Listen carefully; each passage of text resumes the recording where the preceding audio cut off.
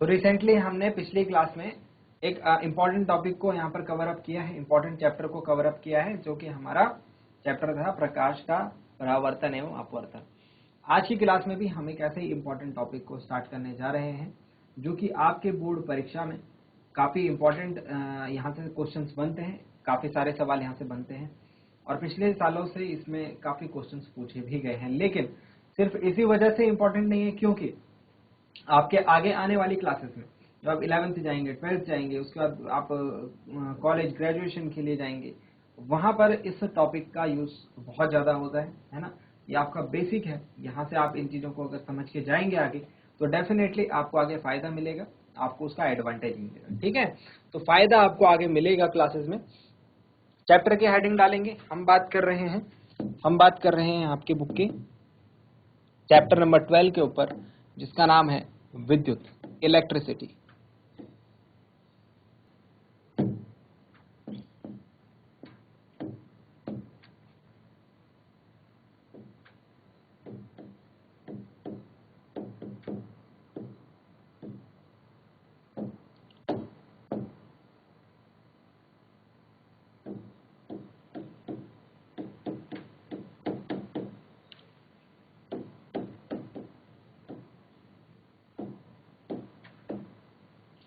विद्युत heading put up करेंगे, chapter number 12 electricity, विद्युत।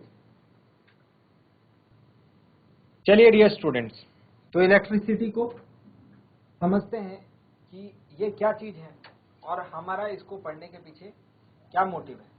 डियर स्टूडेंट्स, एक टाइम था जब शाम होते ही जो है रात, मतलब जो दिन से और रात जब ट्रांसफर होती है वो बीच का टाइम होता है शाम। उसमें होता क्या है, रोशनी जो होती है, लाइट होती है, धीरे धीरे कम होती है, धुंधली होती है और उसके बाद पूरा अंधेरा हो जाता है। तो क्या होता था, जैसे ही शाम होती थी तो शाम तक हम लोगों को क्या करना होता था, अपने सारे जो काम होते थे वो फिनिश करके, अपना खाना पीना सारी चीजें फिनिश करके अपने घर में आ जाना होता था। क्यों आ जाना होता था? क्योंकि उसके बाद सिर्फ सोना होता था, है ना। क्यों सोना होता था? क्योंकि बिजली, लाइट तो थी नहीं, है ना। लाइट थी नहीं तो उठ के क्या करेगा इंसान? अच्छा, लाइट नहीं है तो खाना भी कैसे बनाएगा, है ना, उसको खाएगा भी कैसे अंधेरे में। तो इसीलिए बोला जाता था कि शाम होने तक सारे काम करके अपना फिर सो जाना है, और सुबह जब धूप आएगी तो फिर सुबह जब उजाला होगा तो फिर अपना दिन जो है चालू होगा। मतलब सारा जो काम होता था वो नेचुरल लाइट में होता था। सारा काम जो किस में होता था, जो देखने के लिए जो चीजें चाहिए होती हैं तो वो नेचुरल लाइट हमको हेल्प करती थी। नेचुरल लाइट मतलब जो सन का, जो सूर्य का प्रकाश होता है वो हमारी हेल्प करता था। तो सूरज भाई 24 घंटे तो रहता है नहीं, दिन में रहता है, रात को उसकी रोशनी हमको दिखती नहीं, तो रात के टाइम पर कोई काम पॉसिबल था ही नहीं, यहाँ तक कि खाना पीना बना करके भी हम लोग शाम को सो गए। अच्छा, फिर आगे गए हम लोग तो हमने ये देखा कि अगर पढ़ाई करनी है किसी को, अगर किसी को पढ़ना है, किसी के पेपर हैं, एग्जाम है, तो रात भर वो पढ़ नहीं पाएगा, है ना। तो उसके लिए क्या करते थे हम, उसके लिए हम या तो हम दिया यूज करते थे, दिया बाती, है ना, या तो हम यूज करते थे, हम चिमनी बनाया करते थे, है ना। तो इस तरीके से हम क्या करते थे, जो पढ़ने का जो काम होता था वो किया करते थे। समझ रहे हैं बात को? आज की डेट में आपके पास जो भी चीजें हैं ना वो पहले नहीं थी, तो इसीलिए हमको ये चीज नहीं पता कि इलेक्ट्रिसिटी की इंपॉर्टेंस क्या है, विद्युत की इंपॉर्टेंस क्या है। जब विद्युत हमारी लाइफ में आया, इलेक्ट्रिसिटी हमारी लाइफ में आया, तो एकदम से रिवॉल्यूशन आया, मतलब एक तरीके से क्रांति आई, और ये जो है हर किसी के घर का पार्ट हो गया। समझ रहे बात को? सबसे पहले थॉमस अल्वा एडिसन ने एक बल्ब का आविष्कार किया था, इलेक्ट्रिक बल्ब का, है ना। और इलेक्ट्रिक बल्ब का आविष्कार होने के बाद जो मतलब आज की डेट में तो आपके आसपास इतनी अलग अलग तरीके की लाइट है, मॉडर्न लाइट है, क्योंकि उसमें काफी ज्यादा टेक्नोलॉजी, हम लोग अब एडवांस हो चुके हैं। लेकिन जब एक बल्ब का आविष्कार हुआ था, जो बल्ब जो है बहुत ज्यादा देर तक भी नहीं जला रहता था, और जिसको जब जलाते थे तो उसके आसपास का टेम्परेचर बहुत ज्यादा हो जाता था, है ना।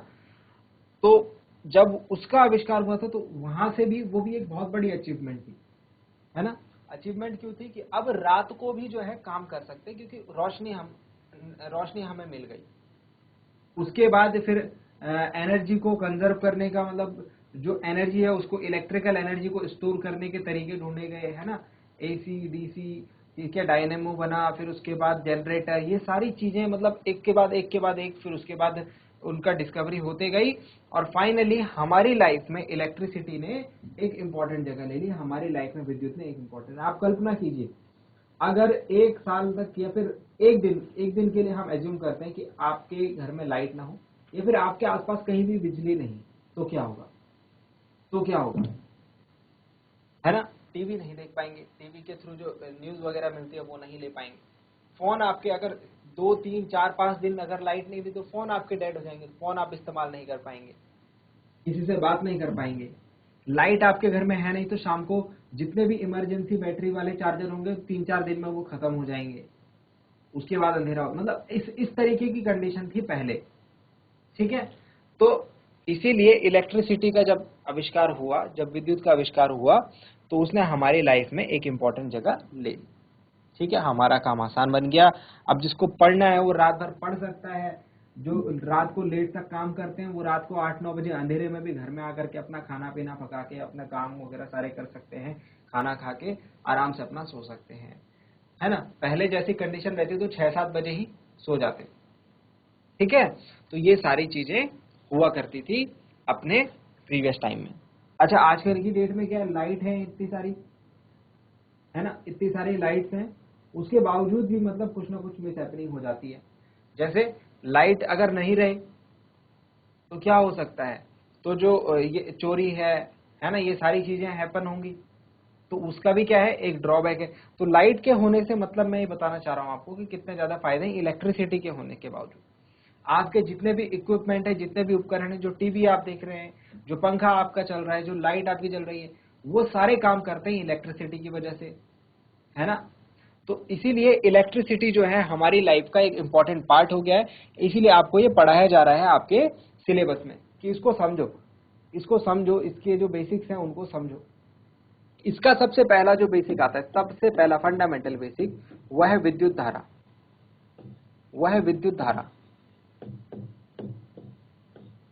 Electric current.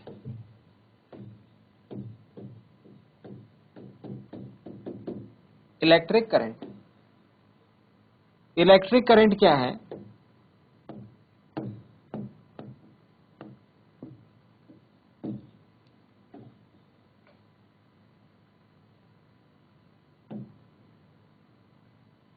इलेक्ट्रिक करंट की हम बात करें तो धारा से आप समझिए, जैसे विद्युत धारा हम बोल रहे हैं, धारा से आप समझिए, धारा मतलब जैसे नदी की एक धारा होती है, एक स्ट्रीम होती है, उसी तरीके की कुछ ये धारा है ना।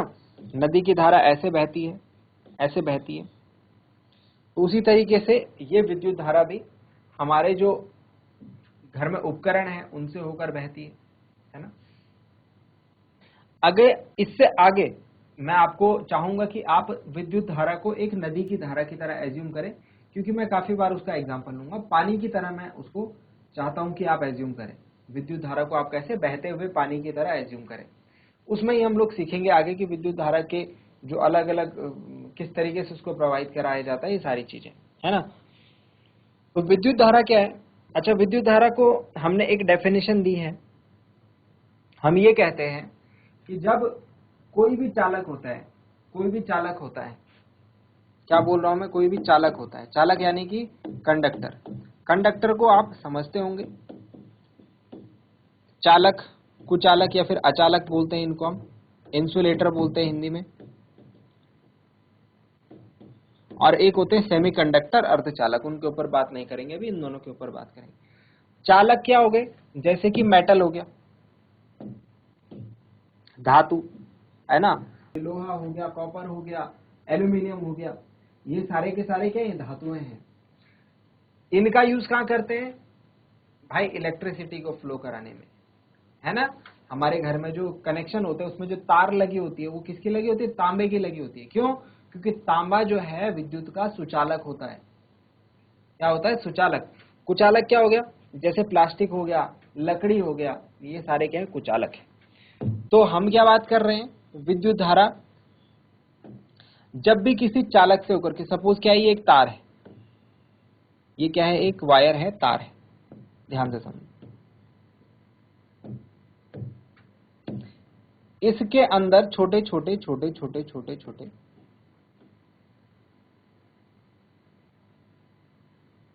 छोटे छोटे क्या होते हैं? बोलिए। ये बात आपने केमिस्ट्री में भी पढ़ी होगी। पदार्थ किन से मिलकर बना होता है? छोटे छोटे कणों से मिलकर बना होता है, जिनको हम क्या कहते हैं? परमाणु कहते हैं। और परमाणु के अंदर क्या होते हैं? परमाणु के अंदर होते हैं इलेक्ट्रॉन, प्रोटॉन, न्यूट्रॉन, जिनको हम क्या कहते हैं? आवेशित कण। तो मैं ये कह रहा हूं कि ये जो तार जो है किससे मिलकर बना हुआ है? ये आवेशों से मिलकर बना हुआ है। इसके अंदर क्या है? आवेश हैं, चार्ज हैं। तो जब इसमें विद्युत धारा प्रवाहित होती है तो ये आवेश प्रवाह करते हैं। ये आवेश क्या करते हैं? प्रवाह करते हैं, यानी फ्लो करते हैं। तो आवेशों का प्रवाह, और किस दर से वो प्रवाह कर रहे हैं, मतलब जल्दी जल्दी प्रवाहित हो रहे हैं, एकदम से भाग रहे हैं, या फिर धीरे धीरे धीरे धीरे धीरे धीरे प्रवाह हो रहे हैं उनका, यानी धीरे धीरे धीरे धीरे फ्लो हो रहे हैं, उसकी दर, उसकी दर, ये हमको कैसे पता चलेगा? उसकी दर से। मतलब जैसे गाड़ी चलाने की जो दर है, 40 किलोमीटर 40 की स्पीड से गाड़ी चला रहे हैं, और एक आदमी 80 की स्पीड से गाड़ी चला रहे हैं, तो आप समझ गए ना, 80 वाले की जो दर है वो ज्यादा है, मतलब वो ज्यादा तेज गाड़ी चला रहा है। तो इसीलिए इसी तरीके से आवेशों के प्रवाह की दर, आवेशों के प्रवाह की दर क्या बताएगी? कि जो धारा है वो तेज तेज बह रही है, धीरे धीरे धीरे धीरे बह रही है। तो आवेशों के जो प्रवाह की दर है उसको ही हम विद्युत धारा कहते हैं। देखिए कितनी सिंपल डेफिनेशन है, कितनी सिंपल सी डेफिनेशन है। आवेशों, या फिर सिंपली लिखेंगे आवेश प्रवाह की दर को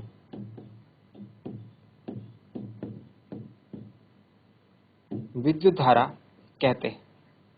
देखिए कितनी छोटी सी डेफिनेशन, कितनी ही छोटी सी डेफिनेशन है। लिखेंगे इसे,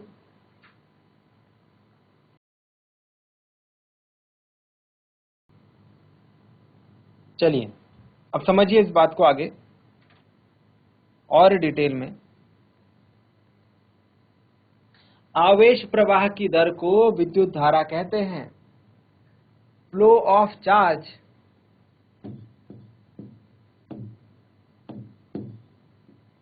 rate of flow of charge,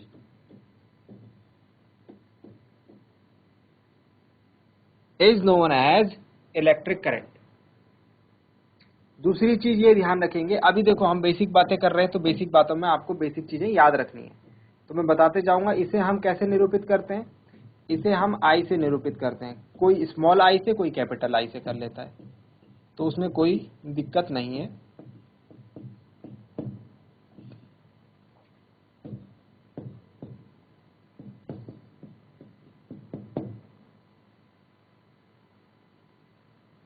इसका एस आई मात्रक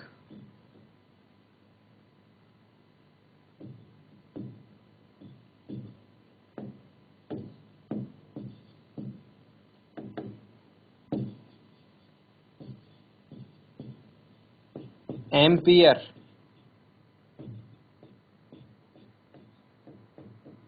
होता है। एसआई मात्रक जरूर याद रखेंगे, हर कोई याद रखेगा, ठीक है, क्योंकि ये इंपॉर्टेंट पॉइंट है। इसका प्रतीक जो है एम्पियर को हम लोग ऐसे लिखते हैं, कैपिटल ए से। कैपिटल ए मतलब एम्पियर। तो विद्युत धारा का एसआई मात्रक क्या होता है? एम्पियर होता है। ये बातें नोट डाउन करेंगे जल्दी से।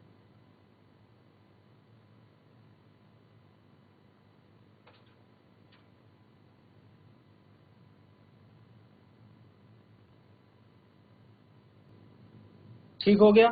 यहां तक नोट डाउन कर लिया? बताइए, यहां तक नोट डाउन कर लिया आपने? चलिए इसके बाद देखिए, ये सारी चीजें अभी आपको याद रखनी है। स्टार्ट हो रहा है अभी टॉपिक। अभी टॉपिक क्या हो रहा है? स्टार्ट हो रहा है। तो स्टार्टिंग में जो जो बातें बताई जा रही हैं वो याद रखनी है, ताकि आगे की चीजें समझने में हेल्प ले। अच्छा, क्या क्या बातें हमने अभी तक लिखी, जरा याद करेंगे इसे। सबसे पहले आवेशों के प्रवाह की दर को विद्युत धारा कहते हैं। दूसरा, इसे आई से निरूपित करते हैं। तीसरा, इसका एसआई मात्रक एम्पियर होता है, जिसे कैपिटल ए से निरूपित करते हैं। ये तीन बातें याद रहेंगी विद्युत धारा के बारे में, ठीक है। चलिए नेक्स्ट पॉइंट देखिए, यहां पर हम विद्युत धारा की दिशा की बात भी करते हैं। किसकी बात करते हैं भाई? दिशा की। किसी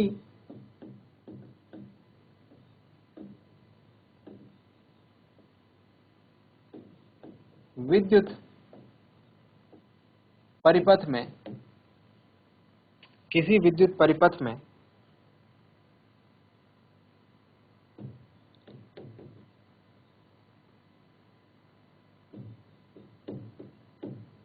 विद्युत धारा की दिशा, किसी विद्युत परिपथ में विद्युत धारा की दिशा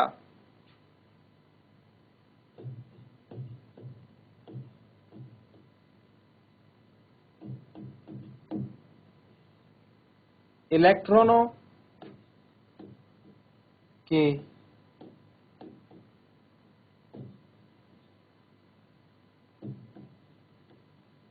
प्रवाह की दिशा के विपरीत मानी जाती है। देखो क्या बता रहा हूं मैं, मानी जाती है। तो आपको भी ऐसा ही मानना है, सीधी बात है। ये बेसिक है, ये चीजें हमारे बुक में लिखी हुई हैं। कन्वेंशन से, पिछले टाइम से हम ये चीजें मानते हैं, तो ये चीजें हम मानेंगे। तो अगर हम बोल रहे हैं कि ये कोई परिपथ है, ये कोई सर्किट है, और इसमें इलेक्ट्रॉन जो है, इलेक्ट्रॉन होंगे इनके अंदर। मैंने क्या बताया भाई, मैटर के अंदर, पदार्थ के अंदर क्या होते हैं? इलेक्ट्रॉन, प्रोटॉन, न्यूट्रॉन होते हैं। तो जो इलेक्ट्रॉन है वो ऋणावेशित कण है, इलेक्ट्रॉन। तो जिस दिशा, सपोज ये सारे इलेक्ट्रॉन इधर भाग रहे हैं, इधर की तरफ, तो धारा की दिशा क्या लेंगे हम? धारा की दिशा लेंगे इधर वाली। मतलब धारा क्या होगी? इधर को होगी। आई की दिशा क्या होगी? इधर को होगी। तो ये बात हमने यहां पर समझी कि किसी भी विद्युत परिपथ में, किसी भी इलेक्ट्रिक सर्किट में अगर हमको डिफाइन करनी है विद्युत धारा की दिशा, तो उसके लिए हम क्या देखेंगे? इलेक्ट्रॉनों की दिशा। इलेक्ट्रॉन उधर भाग रहे हैं मतलब धारा इधर है, इलेक्ट्रॉन इधर आ रहे हैं मतलब धारा उधर है। बात समझ में आई? तो ये डायरेक्शन के लिए एक इंपॉर्टेंट पॉइंट है। मैंने क्या लिखा है? मानी जाती है। हमने क्या लिखा है? मानी जाती है। तो बच्चों इसको मानना है कन्वेंशन से। कन्वेंशन से मतलब पहले टाइम से, जब से स्टार्ट हुआ तब से यही चीजें मानी जाती है। तो हम भी यही चीज मानते हैं। स्टार्टिंग में ये बोला जाता था कि धनावेश जो है वो जिधर भागेगा, धारा की दिशा भी उधर ही होगी। स्टार्टिंग में, तब तक इलेक्ट्रॉनों की डिस्कवरी नहीं हुई थी, इलेक्ट्रॉनों का किसी को पता नहीं था, ये बहुत पहले की बात है। तो बोला जिधर प्रोटॉन, जिधर पॉजिटिव चार्ज भागेगा वही डायरेक्शन होगी करंट की। मतलब पॉजिटिव चार्ज इधर, धनावेश इधर, तो धारा भी इधर ही जा रही है। धनावेश इधर, तो धारा भी इधर ही जा रही है। मतलब, लेकिन जैसे ही इलेक्ट्रॉन की डिस्कवरी हुई, तो हमने अपनी इस बात को सही करने के लिए ये बोल दिया कि जिधर इलेक्ट्रॉन जाएगा उसका अपोजिट करंट की डायरेक्शन होगी। ठीक है? मतलब फाइनली जब इलेक्ट्रॉन इधर जाएगा तो जो धनावेश है वो इधर ही जाएगा। ये तो हमारी बात सही रही, इसकी डायरेक्शन सेम है। पहले भी हम यही कह रहे थे कि इसकी डायरेक्शन सेम है, इसकी दिशा। तो ये एक मतलब छोटा सा कॉन्सेप्ट था, ठीक है, जो इसकी हिस्ट्री से रिलेटेड था। आपको इतनी सारी चीजें याद नहीं रखनी है, बस ये समझने के लिए आपको बताया गया। याद सिर्फ क्या रखना है? इलेक्ट्रॉन के प्रवाह की दिशा के विपरीत विद्युत धारा की दिशा होती है। ठीक है, नोट डाउन करेंगे।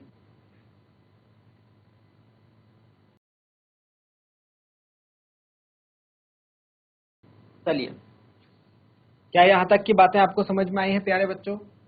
यहां तक की बातें आपको समझ में आई हैं? एक लास्ट बात और ध्यान से सुन लीजिए। हम लोग यहाँ पर विद्युत धारा को एक फॉर्मूला के फॉर्म में लिखते हैं, सूत्र के रूप में लिखते हैं। विद्युत धारा का एक सूत्र हमने लिखा है जो कि उसकी डेफिनेशन से आया है। जब भी हम किसी चीज की दर लिखते हैं बच्चों, तो उसको समय से डिवाइड करते हैं, टाइम से डिवाइड करते हैं। अगर मैंने बोला यहाँ पर विद्युत धारा जो है वो आवेशों के प्रवाह की दर है, मतलब विद्युत धारा बराबर क्या है? आवेश प्रवाह की दर। क्या बोला? विद्युत धारा, चलो समझो इसको ऐसे, विद्युत धारा आगे हम ना इसको शॉर्ट शॉर्ट बोलते जाएंगे, इसको धारा धारा बोलते जाएंगे, है ना। आवेश प्रवाह की दर, rate of flow of charge, है ना। यानी विद्युत धारा को हमने I से डिनोट करा। अच्छा, आवेश को हम Q से डिनोट करते हैं, और दर को मैंने बोला भाग देते हैं, जब भी दर बोलेंगे तो समय से T से भाग देना होता है। तो ये एक फॉर्मूला बन जाता है, ये एक क्या बन जाएगा हमारे पास, फॉर्मूला बन गया। Q का क्या मतलब बताया मैंने, Q का मतलब बताया आवेश, वैद्युत आवेश, इलेक्ट्रिक चार्ज, ठीक है। और T का मतलब हो गया समय अंतराल, टाइम पीरियड। Q का मतलब हो गया चार्ज और T का मतलब हो गया टाइम पीरियड। तो हमने टाइम देखा, अच्छा फ्लो चार्ज फ्लो हो रहा है, फिर टाइम रोक दिया। तो जितने टाइम में कितना चार्ज फ्लो हुआ, जब मैं उसको डिवाइड करूंगा तो मुझे विद्युत धारा मिलेगी, यानी कि इलेक्ट्रिक करंट की वैल्यू मिलेगी। ये है इसका कहने का मतलब साधारण भाषा में। अच्छा, ये बातें हो गई, ये याद रखनी है, सारी की सारी याद रखनी है भाई, ये याद रखनी है। अभी क्वेश्चन करेंगे, और अगर ये बातें याद नहीं रखेंगे तो चैप्टर के ऊपर कमांड, और ये बातें याद रखना कोई बहुत ज्यादा मुश्किल बात नहीं। मैं बता देता हूं अब तक मैंने क्या क्या बताया, मैं 2-3 चीजें रिवाइज करवा देता हूं। सबसे पहले आवेश के प्रवाह की दर को विद्युत धारा कहते हैं। दूसरा, इसे कैपिटल I से निरूपित करते हैं, एम्पियर इसका SI मात्रक। उसके बाद जो किसी भी परिपथ में या फिर किसी भी चालक में विद्युत धारा की दिशा कौन सी होगी, इलेक्ट्रॉन की दिशा के विपरीत। इलेक्ट्रॉन अगर इधर को गति करेंगे तो विद्युत धारा की दिशा इधर को होगी। इसके बाद हमने फॉर्मूला देखा इसका। बस ये 4 बातें, 4 या 5 बातें हमने अभी तक सीखी है। ये बेसिक बातें हैं, इतनी अगर आपको याद रहती है, इतनी समझ में आती है, तो आगे आपके लिए काम इजी रहने वाला है। इसको घर जाकर के एक बार याद जरूर करना, रिवाइज जरूर करना। अब हम एक छोटा सा टॉपिक और पढ़ेंगे, जो कि है विद्युत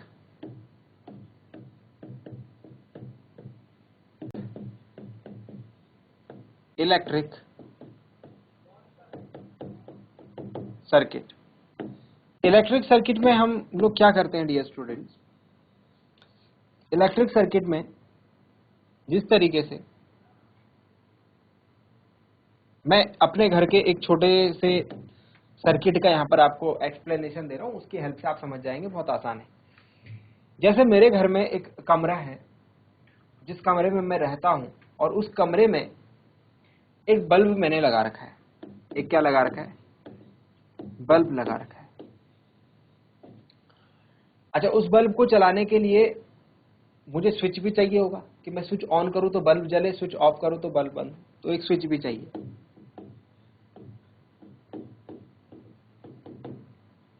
अच्छा, स्विच से उस बल्ब को जोड़ने के लिए मुझे तार भी चाहिए होगी, है ना, कि बल्ब यहां लगाना है, स्विच यहां है, तो यहां से आता है वो तार से जुड़ेगा, वायर भी चाहिए।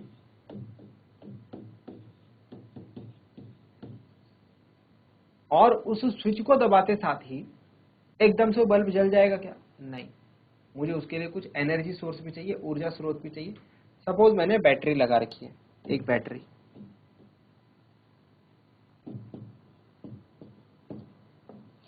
आपने पिछली क्लासेस में पढ़ा होगा कि हम यहां पर साइंस में यानी फिजिक्स के अंदर इन सारे जो भी इक्विपमेंट्स हैं, इनको हम जैसे ओरिजिनल ये दिखते हैं वैसे नहीं ड्रॉ करते। अगर मैं बल्ब को बल्ब की तरह ड्रॉ करने लग जाऊं तो उसमें बहुत टाइम लग जाएगा, है ना। तो हम यहाँ पर क्या करते हैं, हम यहाँ पर इनके प्रतीक बना लेते हैं। तो किस तरीके से हम प्रतीक बनाते हैं, ये हो गया बल्ब का प्रतीक, ठीक है। इसको और सिंप्लीफाइड वे में बनाते हैं, कुछ इस तरीके से बनाएंगे हम। ये हो गया सिंपल सा बल्ब, ठीक है। ये हो गया स्विच। अब स्विच में 2 होंगे, या तो यहां बिंदी होगी बीच में, या तो यहां बिंदी नहीं होगी। तो इसका मतलब है स्विच ऑन है, इसका मतलब है स्विच ऑफ है। मैं यहां ब्रैकेट में लिख देता हूं भाई, इसका मतलब है स्विच ऑन है और इसका मतलब है स्विच ऑफ है। फिर उसके बाद वायर, तो वायर को तो हम ऐसे सीधा लाइन करके बताते हैं, ये सीधी रेखा मतलब वायर है। और बैटरी को हम लोग ऐसे दिखाते हैं, बैटरी के दो टर्मिनल होते हैं, एक पॉजिटिव एक नेगेटिव। ये हमने सारा पिछले क्लास में पढ़ा है। अब मुझे क्या करना है, मुझे दिखाना है कि मेरे कमरे में ये सारी चीजें जुड़ी हुई हैं और मेरे कमरे में जैसे ही मैं स्विच को दबाता हूं तो सीधे बल्ब जल जाता है। तो इसको जिस सिस्टम के थ्रू या फिर जिस सिंबॉलिक वे के थ्रू दिखाऊंगा वो हमारा क्या रहेगा, उसको हम कहेंगे हमारा इलेक्ट्रिक सर्किट। देखो जरा, जहां पर ये इलेक्ट्रिक कंपोनेंट जुड़े होंगे एक दूसरे के साथ, देखो सबसे पहले मुझे क्या जोड़ना है, बैटरी लगा देते हैं सबसे पहले। देखो ये रही बैटरी। अच्छा, बैटरी के साथ हमको स्विच भी चाहिए, ये रहा स्विच, ठीक है। उसके बाद हमने ये वायर लगाई, इन दोनों से ये वायर लगाई और यहां पर मैंने क्या कर दिया, यहां पर बल्ब को लगा दिया। सिंपल सा, एक मैं बहुत ही साधारण सा यहाँ पर एक सर्किट बना रहा हूँ। आगे जैसे जैसे हम जाते जाएंगे वहां पर इस सर्किट को हम और एक्सप्लोर करते जाएंगे। अब ये पॉजिटिव टर्मिनल है बैटरी का, ये नेगेटिव टर्मिनल। अब मैं क्या करता हूं, मैं स्विच को ऑन कर दिया। स्विच को ऑन कर दिया तो क्या होगा, ये बल्ब जलेगा। ये हुआ हमारा विद्युत परिपथ। देखो सिंपल सा डायग्राम हुआ नहीं हुआ, ये हुआ हमारा विद्युत परिपथ, इलेक्ट्रिक सर्किट। तो ये मेरे कमरे में जो बल्ब लगा है उसका सर्किट दिखा रहा है कि भाई मेरे कमरे में एक स्विच है, इस स्विच को मैंने ऑन करूंगा, स्विच का क्या है, ऑन हो रखा है अभी, है ना। इस स्विच को जैसे मैं ऑन करूंगा तो बल्ब जलेगा, स्विच को मैं ऑफ करूंगा तो बल्ब बुझ जाएगा। ये हमारा विद्युत परिपथ। इसमें करंट की डायरेक्शन क्या होगी, विद्युत धारा कहां से कहां जा रही है, ऐसे घूम रही है विद्युत धारा या ऐसे घूम रही है, इसके ऊपर हम अगली क्लास में बात करेंगे। तो आई होप आज की क्लास में आपको जो बातें बताई गई वो आपके समझ में आई होंगी, इंटरेस्टिंग लगी होंगी और साथ ही साथ आपने नोट डाउन भी किया होगा। अगली क्लास में मिलते हैं ऐसे ही किसी इंपॉर्टेंट और इंटरेस्टिंग टॉपिक के साथ। क्लास से जुड़े रहने के लिए आप सभी का बहुत बहुत धन्यवाद। Thank you very much and have a nice day.